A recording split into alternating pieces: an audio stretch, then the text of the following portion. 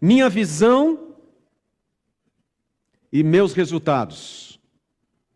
Quanto que isso é verdadeiro, quanto que isso é sério e quanto que isso é importante. Será que isso afeta aquilo que eu sou, aquilo que eu faço? A maneira como eu vejo? A maneira como eu me vejo? Os meus pensamentos influenciam as minhas emoções. E as minhas emoções influenciam as minhas atitudes. E as minhas atitudes se tornarão hábitos. Queira você ou não, aceite você ou não, você nesse momento está com vários pensamentos na tua cabeça.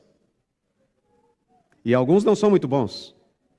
Segundo estudos especialistas da neurociência e também da mente humana, nós temos de 50 a 70 mil pensamentos por dia. Uau! É muito pensamento. E você não consegue evitá-los. Eles estão aí. Mas você consegue administrar esses pensamentos. A grande questão é que tipo de pensamento eu tenho permitido viver na minha mente. E hoje, quando você levantou pela manhã, independente de como for a sua noite, você, no primeiro momento que acordou, os seus pensamentos já estavam ali e você já recebeu algumas informações desses pensamentos. Alguns receberam informações negativas, pensamentos negativos, e se agarraram a esses pensamentos e trouxeram para cá um sintoma carregado, tenso, talvez uma leitura negativa dos outros, e por isso ter começado com você mesmo. E quanto que isso é verdadeiro, e quanto que isso influencia a nossa fé, influencia eu estar aqui na igreja, influencia eu estar me relacionando com os outros. Minha visão e meus resultados. Nos últimos dias, a mídia social e os veículos de informação ficaram saturados de questionamentos sobre o paradeiro do submersível do Ocean Gate. A resposta veio acompanhada de uma notícia triste, do trágico final dos 5 integrantes da excursão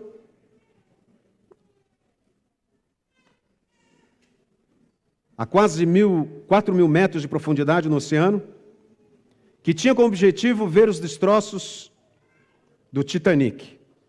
Interessante isso, né? Esse é o CEO da Ocean Gate, que também morreu nesse acidente com o submersível.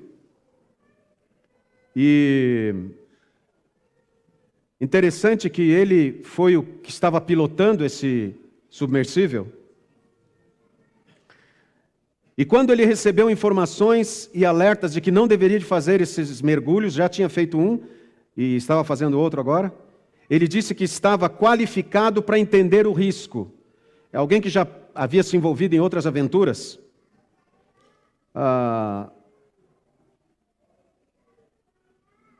Interessante que Stockham Rush chamou as mensagens que recebeu de acusações infundadas. E durante esse processo de preparo e de todos os momentos que anteciparam essa viagem fatal, ele demitiu um dos engenheiros que fez avaliações negativas do submersível. Segundo informações da BBC, o CEO da empresa Ocean Gate, Stockham Rush, ignorou os alertas de segurança do veículo. Os avisos sobre a vulnerabilidade do equipamento, então, que foram trocados em e-mails pelo CEO, e um especialista em exploração em alto mar, mostram que ele constantemente resistia às informações de que esse equipamento não estava preparado para chegar a 3.000 e poucos metros de profundidade no mar, não estava preparado para resistir à pressão que ele sofreria ali. Nos documentos, Robson McCallum avisa que Rush estava potencialmente oferecendo risco aos seus clientes. Ele pede que o submarino pare de ser utilizado e seja avaliado por um órgão independente da empresa. A BBC, McCallum informou que a embarcação nunca foi certificada por autoridades ou órgãos independentes. Afirmou também que fez repetidos alertas à OceanGate e apelos para que a empresa submetesse o Titã à avaliação antes do seu uso em passeios comerciais. Mas isso não adiantou. Isso não resolveu. E você sabe o final da história. Interessante que eles fizeram essa viagem nas profundezas de quase 4.000 metros de profundidade no oceano, uma pressão absurda sobre aquele transporte, para ver os destroços do Titanic. Décadas atrás, o então comandante do Titanic também ouviu de outros navios que estavam próximos o alerta de que havia grande perigo naquelas águas, inclusive icebergs. Estavam ameaçando as embarcações. E ao invés de ter mais cuidado, o comandante mandou que o responsável pelo controle do navio aumentasse a velocidade, porque ele disse que o Titanic estava preparado para enfrentar qualquer tipo de situação daquele nível. E vocês sabem que também afundou. Homens que receberam alerta: cuidado, não vão, é perigo. Por que nós agimos assim? Porque a nossa mente trabalha conforme nós permitimos, nós administramos os nossos pensamentos. Aquele homem, o CEO dessa OceanGate, se considerava supremo, superior a todos os outros, e se considerava capaz de definir o que era certo, o que era errado, o que era permitido, o que era proibido, o que era seguro e o que não era seguro. E ele próprio perdeu a vida com os outros 4 que estavam naquele submarino. E aqui nós temos uma grande realidade para nós lidarmos. A leitura que eu faço influenciará minhas atitudes e minhas escolhas. Não importa que as pessoas me falem, não importa que as pessoas argumentem e que as pessoas até provem para mim. Quando eu alimento determinados tipos de pensamentos e principalmente eu alimento a minha obstinação, a minha leitura fará com que eu haja de maneira até imprevisível, arriscada, que compromete a minha vida e pode comprometer a vida de outras pessoas. A leitura que eu faço influenciará minhas atitudes e minhas escolhas. A leitura que eu faço de mim, a leitura que eu faço dos outros, a leitura que eu quero alimentar, que eu protejo. Vamos agora para Mateus 25. Fique aí com a sua Bíblia aberta, como eu pedi. Você que está conosco pela rede social, seja muito bem-vindo. O meu carinho e meu abraço a você que nos acompanha pelo YouTube, pelo Facebook. Minha gratidão à equipe da mídia aqui da igreja, que transmite, junto com o Arthur, a equipe, o Elino e toda a equipe lá do som, que estão sempre trabalhando junto com as câmeras para a gente conseguir levar a mensagem até vocês. Vamos lá para Mateus? Mateus 25, os versos 14 a 30. Mateus 25, versos 14 a 30. Pois será como um homem que, ausentando-se do país, chamou os seus servos e lhes confiou os seus bens. A um deu 5 talentos, a outro 2 e a outro 1, a cada um segundo a sua própria capacidade. E então partiu. O que recebera 5 talentos saiu imediatamente a negociar com eles, e ganhou outros 5. Do mesmo modo, o que recebera 2 ganhou outros 2. Mas o que recebera 1, saindo, abriu uma cova e escondeu o dinheiro do seu senhor. Depois de muito tempo, voltou o senhor daqueles servos e ajustou contas com eles.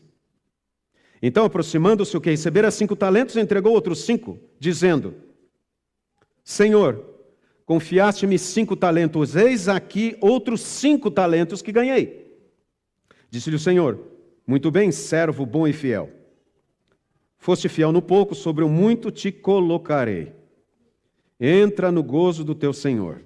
E aproximando-se também o que recebera 2 talentos, disse: Senhor, 2 talentos me confiaste, aqui tens outros 2 que ganhei. Disse-lhe o Senhor: muito bem, servo bom e fiel. Foste fiel no pouco, sobre o muito te colocarei. Entra no gozo do teu Senhor.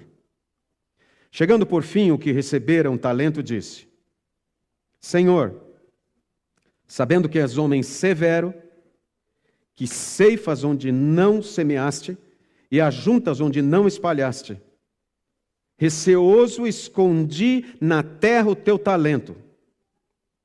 Aqui tens o que é teu.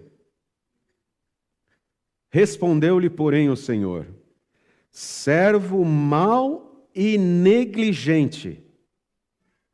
Sabias que ceifo onde não semeei e ajunto onde não espalhei? Cumpria, portanto, que entregasses o meu dinheiro aos banqueiros, e eu, ao voltar, receberia com juros o que é meu. Tirai-lhe, pois, o talento e dai ao que tem 10, porque a todo o que tem se lhe dará, e terá em abundância, mas ao que não tem, até o que tem lhe será tirado. E o servo inútil, lançai-o para fora nas trevas, ali haverá choro e ranger de dentes. Feche teus olhos, por favor. Em nome de Jesus, nós estamos com a tua palavra aberta.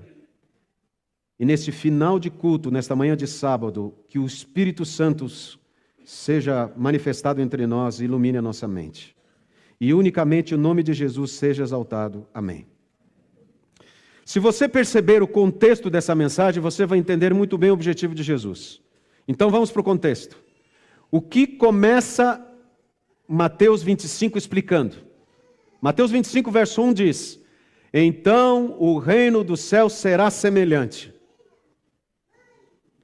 Esse é o começo da mensagem. E por que é importante isso para nós? Porque Jesus está falando sobre a sua volta.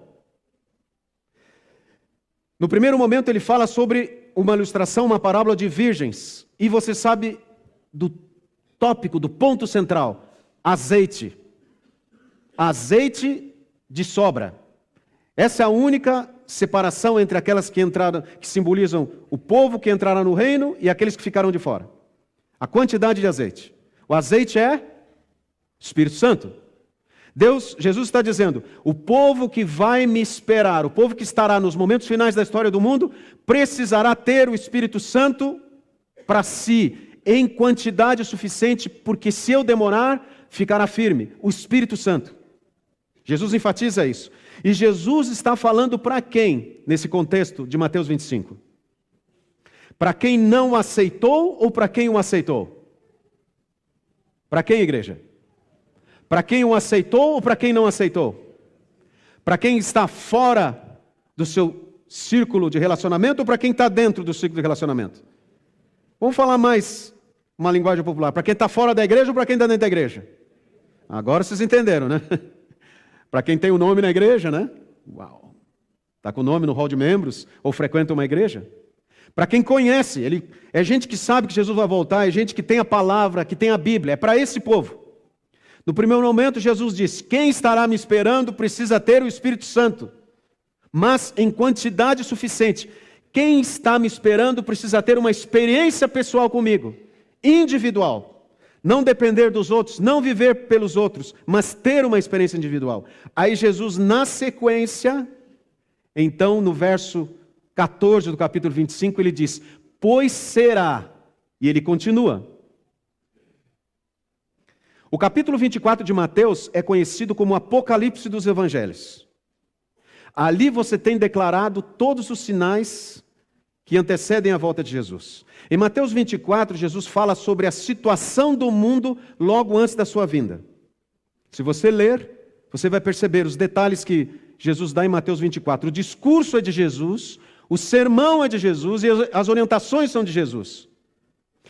Em Mateus 24, Jesus fala sobre o mundo social, o mundo político e a situação do planeta.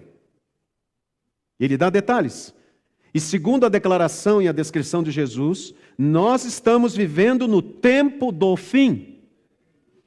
Qual é o único sinal que ainda não se cumpriu de Mateus 24? Qual é o único sinal, igreja? A pregação do Evangelho a todo mundo. Quando que essa pregação do Evangelho acontece? Com que poder? Nos bilhões de habitantes desse mundo, será que nós conseguiríamos? Vamos conseguir pregar o Evangelho? Com a nossa finitude humana? Não. Mas pelo poder de Deus e a atuação do Espírito Santo, isso acontecerá. E a igreja diz? Amém. Então não tenha medo. A igreja primitiva, segundo a declaração de Paulo, pregou o Evangelho a todo mundo naquela época. Você diz, pastor, mas era um grupo, eram muito menos pessoas, mas eles pregaram, só que eles não tinham internet, não tinham TV, não tinham a comunicação que nós temos hoje, os meios de transporte eram extremamente precários, navios com a mínima condição de navegação, e eles pregaram o Evangelho a todo mundo. Só que hoje, nós estamos com muito mais condições, mas o Evangelho não foi pregado ainda. Mas o Espírito Santo será derramado poderosamente sobre aqueles que estiverem buscando e preparados para que preguem o Evangelho. Mas aí Jesus diz, no capítulo 25, algo muito importante. No capítulo 24, ele descreve o mundo como um todo. No capítulo 25, o que Jesus faz? Ele fala sobre a situação de seus seguidores nos últimos dias da história deste planeta. Então, o capítulo 25, querido, é para você e para mim, nós temos que entendê-lo muito bem. Primeira parte, Espírito Santo e comunhão e experiência pessoal. Ele prega diretamente para os seus adoradores e descreve quais características e atitudes pessoais serão definitivas entre aqueles que herdarão o seu reino e os que perderão a salvação. Sim, porque esses que Jesus se dirige naquele discurso do capítulo 25 é aquele povo que o aceitou como Salvador, aquele adorador que o recebeu como Salvador. Ele fala sobre a parábola das virgens, dependência do Espírito Santo, e a experiência pessoal com Jesus. Na sequência, parábola dos talentos. E qual a temática da parábola dos talentos?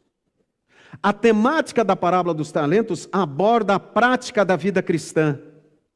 Santificação, transformação e crescimento espiritual. No começo do capítulo 25, Jesus fala sobre a fonte de poder. Qual que é a fonte de poder para a santificação? Qual que é a igreja? O Espírito Santo. Compreende? Isso tem que ficar claro para nós. A fonte é o Espírito Santo, mas o Espírito Santo apenas vem? Não. Algumas palavras que estão presentes no capítulo 25. Apatia, movimento, crescimento, estagnação, atrofia, dinâmico, personalizado e conceito. Essas coisas ficam saltando de dentro do capítulo 25 e tocando na gente. E aí a gente vai agora para uma pergunta muito importante. Onde começa o dilema do personagem da parábola? Que ficou fora. Que recebeu o talento e ficou fora. Aonde começa o dilema dele? Aonde está o problema dele? Visão pessoal. Como que eu sei isso? Como que eu consigo identificar isso? Olha comigo para o verso 24. Senhor, sabendo que és homem severo, que ceifas onde não semeaste, e ajuntas onde não espalhaste. Da onde esse homem tirou essa leitura, essa interpretação do seu Senhor? Da onde? Daqui. Dele mesmo. Ele viu o seu Senhor de maneira distorcida. Ele viu o seu Senhor de maneira errada. E a leitura que você faz influenciará as tuas emoções, os teus pensamentos, influenciarão as tuas emoções, as tuas atitudes. Ele tinha uma visão que aquele Senhor era severo, ou que ele estava pedindo coisas que ele não podia fazer, que ele jamais podia fazer aquilo, que ele jamais podia produzir. Por que os outros dois que tinham mais talentos conseguiram duplicar de 5 para 10 de 2 para 4, e esse que tinha só um não conseguiu. Note que Jesus fala que deu a cada um segundo a sua realidade. O relacionamento de Deus conosco é personalizado. Ele não cobra de você o que Ele sabe que você não pode. Ele te dá aquilo que você precisa, não aquilo que você quer. Jesus o ama como você é, mas se recusa a deixar você como você está. O grande problema é como nós estamos vivendo o cristianismo hoje. Nós estamos vivendo um cristianismo a partir de nós. Antropocêntrico. O antropocentrismo é um pensamento filosófico que coloca o homem como indivíduo central para o entendimento do mundo. Tudo está centralizado no ser humano, que aí vai junto com o humanismo. Jesus tem que se adaptar a gente. Não somos nós que temos que nos ajustar a Jesus. Jesus tem que aceitar os nossos argumentos. Não nós aceitamos o plano de Deus. Isto é um sentimento geral que está na humanidade hoje. Nós viemos para a igreja querendo saber que tipo de coisa Deus nos dará aqui. Nós não viemos para adorar a Deus, nós viemos aqui para receber. Por quê? Porque tudo está concentrado na gente. E isso é muito perigoso. Porque nós começamos a fazer uma leitura distorcida de Deus. E muitas vezes nós olhamos Deus como um ser tirano, como um ser cruel, e nós começamos a tentar maquiar, tentar reformular Deus, de acordo com a nossa necessidade. E isso está impregnado na gente hoje, até a nossa leitura está sendo assim, gente. E nós começamos a ver o cristianismo de maneira negativa, a religião de maneira negativa, a igreja de maneira negativa, e pessimismo toma conta de nós. Tem uma frase interessante que dizem que é de Winston Churchill, que falou assim: o pessimista vê dificuldade em cada oportunidade, e o otimista vê oportunidade em cada dificuldade. Onde é que começa a diferença? Aqui, na maneira como você vê. O problema daquele homem da parábola é que ele recebeu a graça, mas não viveu a graça. Como que nós sabemos disso? Ele pegou aquilo que ele recebeu do seu Senhor e fez o quê com aquilo? Enterrou. E do jeito que foi passado para ele, ficou. Não houve um crescimento dinâmico. Não houve uma santificação.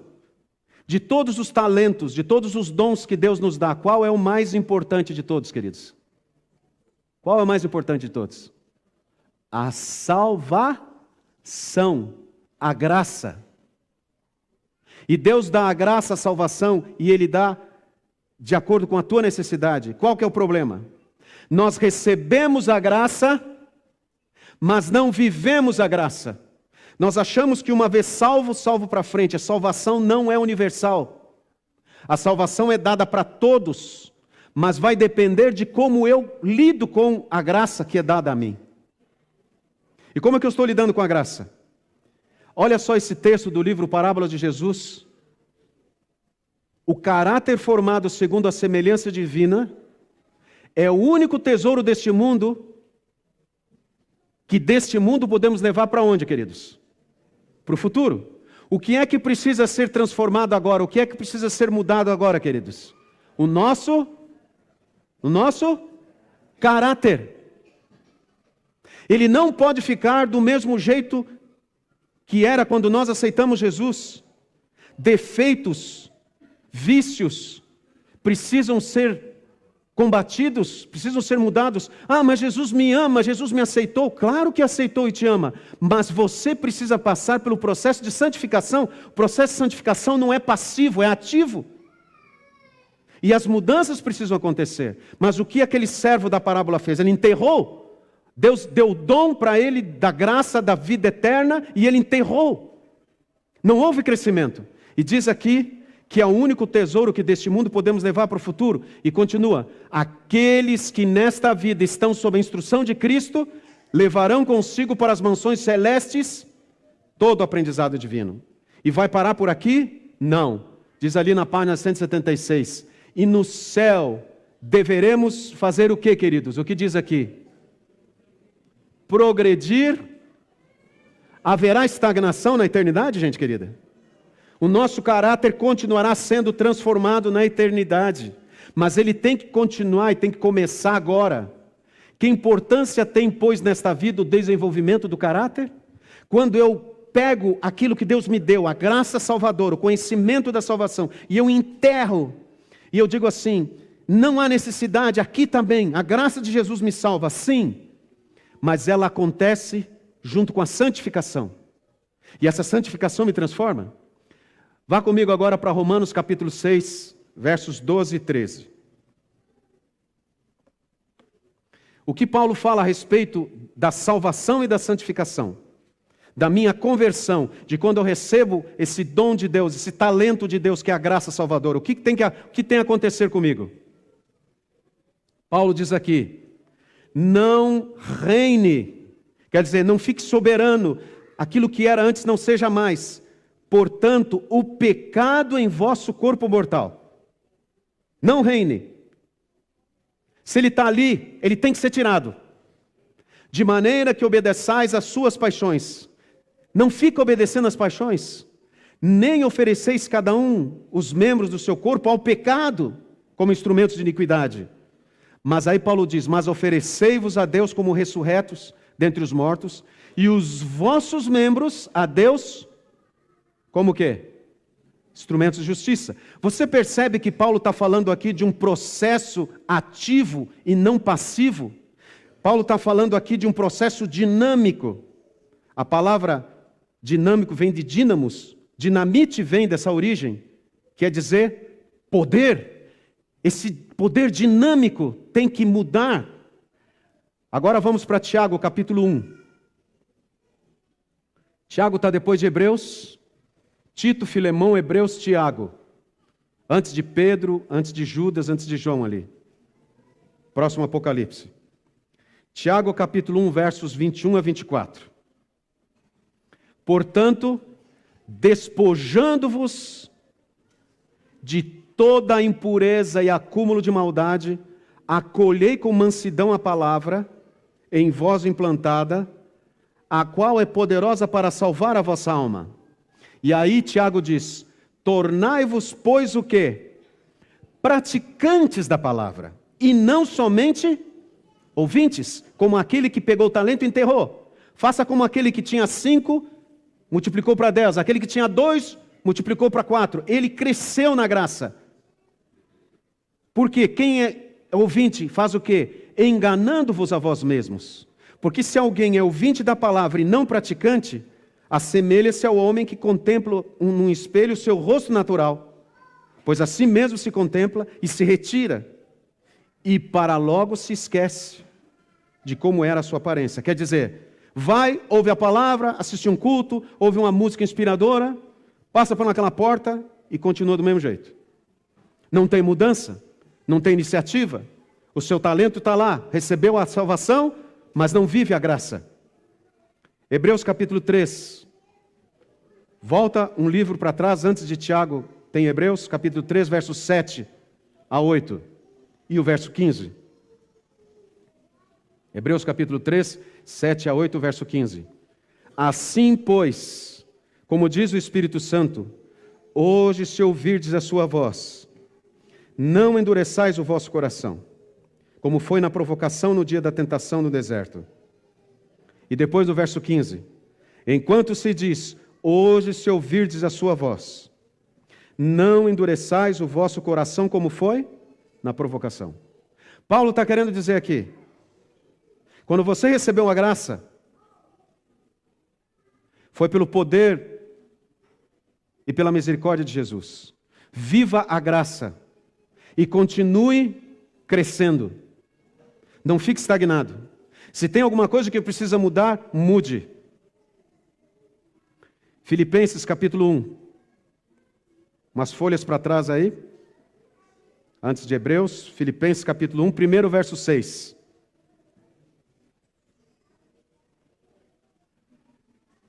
Depois os versos 9 a 11. Estou plenamente certo de que aquele que começou boa obra em vós, há de completá-la até o dia de Jesus Cristo.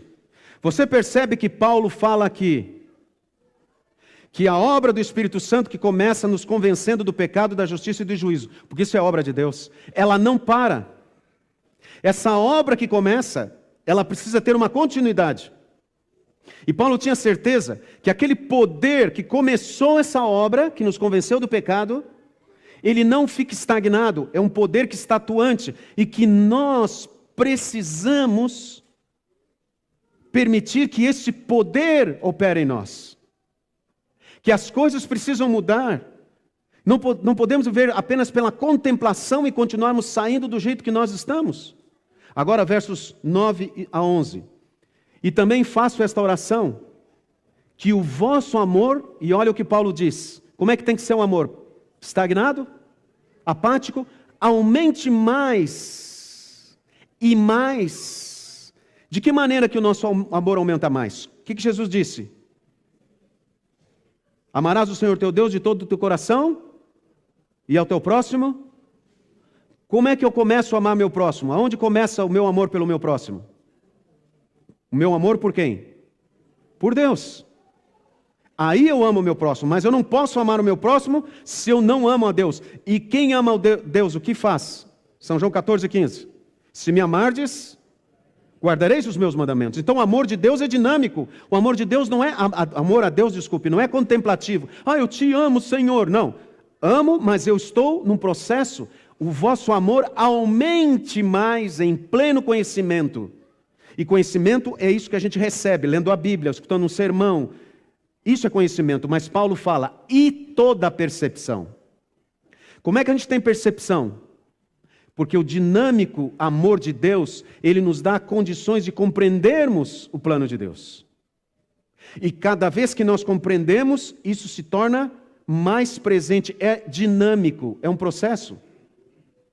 E Paulo diz, para provardes as coisas excelentes e serdes sinceros, inculpáveis, para que dia, queridos? Que dia é esse que Paulo fala? Para o dia de Cristo. Que dia é esse de Cristo? A volta de Jesus. Lembra do servo, que ele precisou se colocar diante do seu Senhor no dia que ele voltou? Nós teremos que nos colocar diante de Deus. E Deus nos olhará para ver se nós temos frutos. E de onde que vieram esses frutos? E ali fala, cheios do fruto de justiça. O que Paulo está dizendo aqui? Nós como cristãos precisamos ter frutos. Não só aceitarmos Jesus. Nós precisamos ter frutos. E diz assim, o qual é mediante Jesus Cristo para a glória e louvor de quem? De Deus. Agora uma pergunta para nós aqui.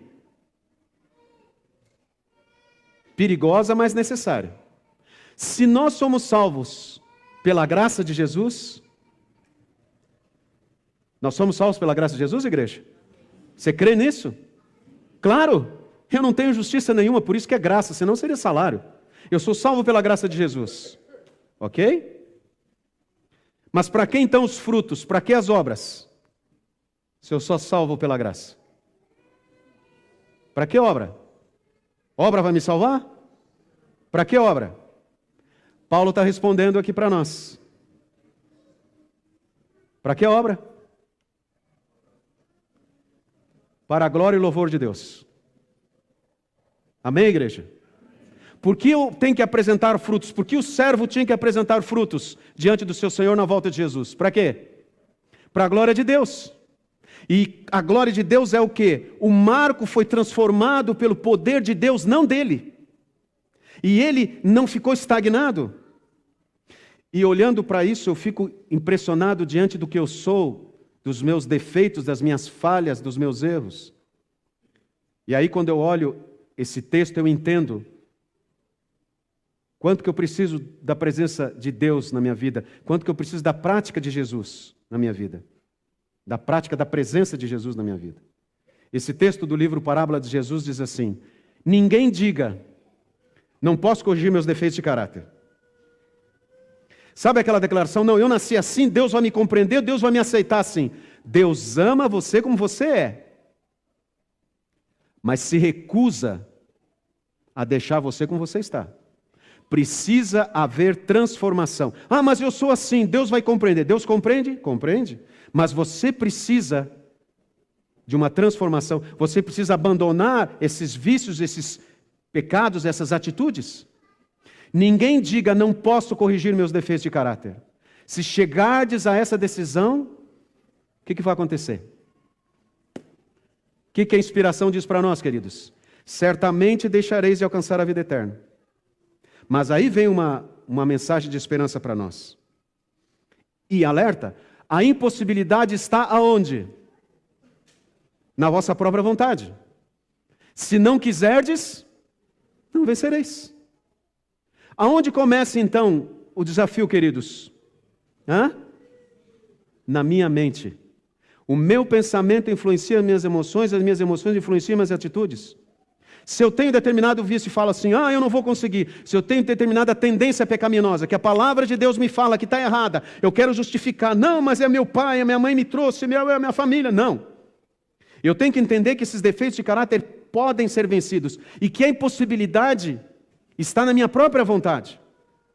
Agora, a dificuldade real vem da corrupção de um coração não santificado e da involuntariedade de submeter-se à direção de Deus. Então, onde é que começa isso? Aí, nós encerramos com esse texto de Filipenses, capítulo 2, verso 13. Olha só, queridos, que mensagem Paulo diz para nós. Aonde nós podemos nos amparar? Onde está o poder para nós? Porque Deus é quem efetua, quem opera, diz algumas traduções, quem faz em nós, tanto querer como segundo a sua boa vontade. Aonde que começou a história daqueles talentos, daquela parábola dos 3 servos? Quando o seu Senhor oferece para eles de graça o dom, o talento. Foi o Senhor que deu. Deus chama você, o Espírito Santo chama você, é Ele que opera. Você nem quer isso, é Deus que opera. Mas o mesmo Deus que opera a vontade de você buscá-lo, de você aceitá-lo, o mesmo Espírito Santo que convence você do pecado, da justiça e do juízo, o mesmo Espírito Santo que convenceu você a vir aqui nesta manhã, o mesmo Espírito Santo que convenceu você a deixar determinadas atitudes, é o mesmo poder que Jesus fala em Mateus 25 na parábola das virgens. O mesmo poder que vai realizar em você a obra de transformação. Mas a vontade é de quem, queridos? A vontade é de quem? Minha. É aqui que eu coloco. Então a obra de Deus tem que começar agora comigo. Eu tenho que querer. E em nome de Jesus, se eu quero, eu vou produzir mais talentos, 5, 10, 20, 30, vou ser transformado. Não tem defeito de caráter que Deus não possa vencer na sua vida. Se você quiser vontade. Você quer isso? Esse texto, essa mensagem foi dada para o povo que estaria presente nos últimos momentos da história desse mundo. Você e eu somos eles. Nós precisamos do Espírito Santo. E nós precisamos decidir mudar a nossa vida. Que Deus te abençoe. Que Deus opere agora, neste momento, no teu coração, o querer e o fazer. Amém.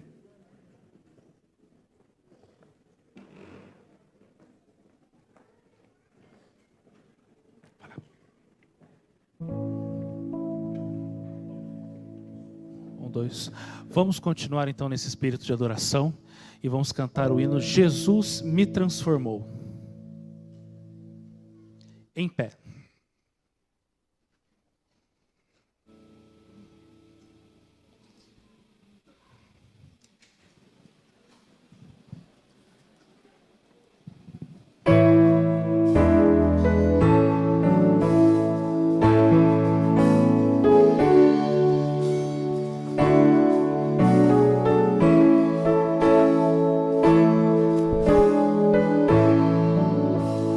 Pelo mar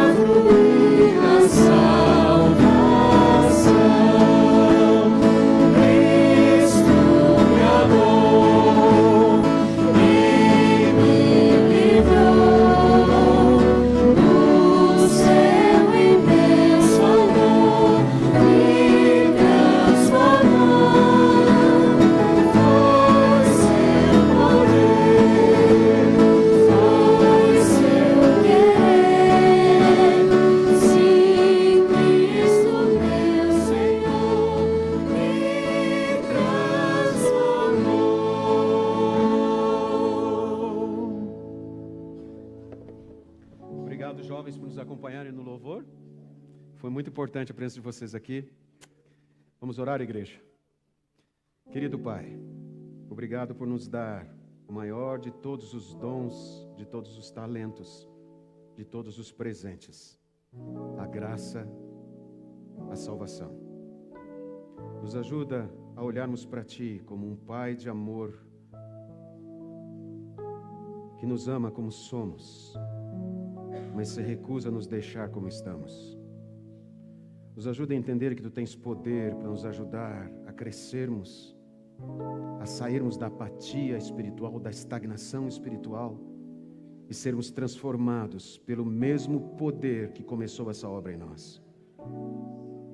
O mesmo poder que colocou em nós o querer Te aceitar. Ajuda-nos agora, pelo Teu poder, a fazer a Tua vontade.